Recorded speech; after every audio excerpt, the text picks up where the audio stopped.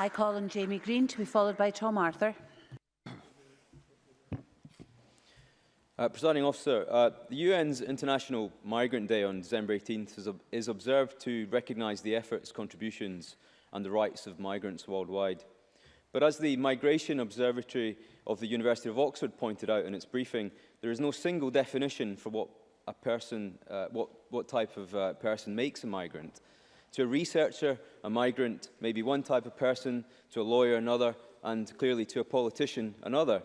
Which is why I think in debates like this we must be very careful not to throw terms like immigrant, refugee, migrant or asylum seeker around as if each word is entirely interchangeable with the other. I think the... Pardon? Is that an intervention? Or? I think the government's motion today are willing to take it. Claire Adamson. Just don't recognise that mix-up, if you like, that distinction on these benches, and certainly not from the Labour benches, from the contributions I've heard today. Jamie Greene. I think my point is entirely proved by the wording of the government's motion. There's very little to disagree in, actually, I'll be honest with you, but it is very jumbled in the way that it interchanges migrants, immigrants, economic migration and refugees. And I'm going to talk about that in a little bit more detail, if you would let me. What is a migrant? A migrant can be someone who's displaced from their home country due to poverty and conflict. And I think James Dornan actually painted a very eloquent picture of that tragic circumstance. But there are also migrants who choose to move from one country to another to create a better life for their families. Generations of my own family left Scotland and moved to Canada to seek a better life, and the majority of them are still there. They weren't escaping or fleeing from war, but they were wanting a better life, an economic life for their children. So when we discuss migration in Scotland, and indeed the UK, I think we must first agree upon some common principles for this discussion. Scotland is a welcoming country, and I'm proud of the welcome that we have given migrants arriving here in crises. No one is disputing that. But there is no doubt that there is a need for economic migration into Scotland across all skill levels, and no one on these benches is disputing that either.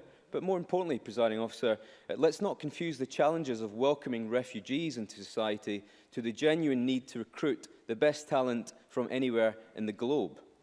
By way of example, I spoke to a tech business in Edinburgh recently that was struggling to recruit software engineers and developers, most of them from India, under the current visa system. In the absence of enough suitably skilled workers, that MD is forced to recruit from afar if he wants his business to grow. And from personal experience, I know what it feels like to have to leave your home, job, friends and partner behind when your visa runs out.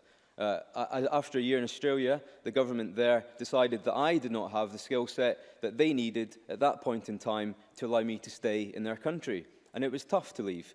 But in the passage of time, I've come to respect their decision and their system.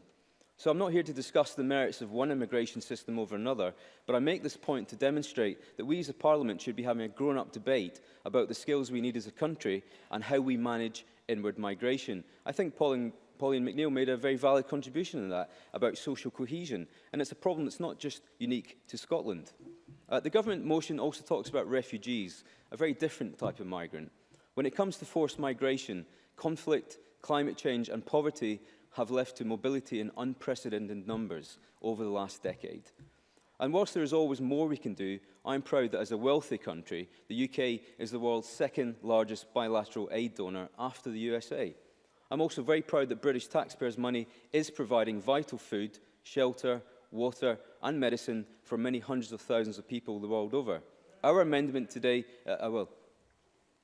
Ross Greer. I thank the member for taking an intervention. I'm wondering if he's proud that his party last week hosted a reception in this Parliament for the manufacturers of the bombs that are being dropped on these countries that force people into seeking refuge here in Europe. Jamie Greene. It's absolutely nothing to do with the debate today, I'd say to the member, and I'm pretty sure it wasn't only Conservative MSPs who maybe attended that event, so he's welcome to make his own political point if he wants to.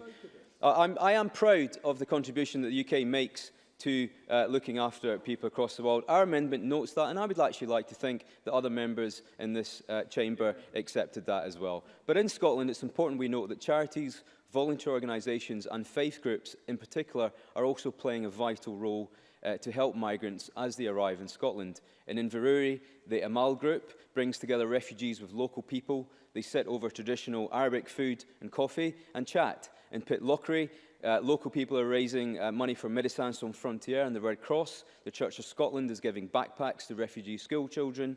In Glasgow, volunteers are delivering refugee welcome packs throughout December and January of this year. And their motto is, we're all for somewhere.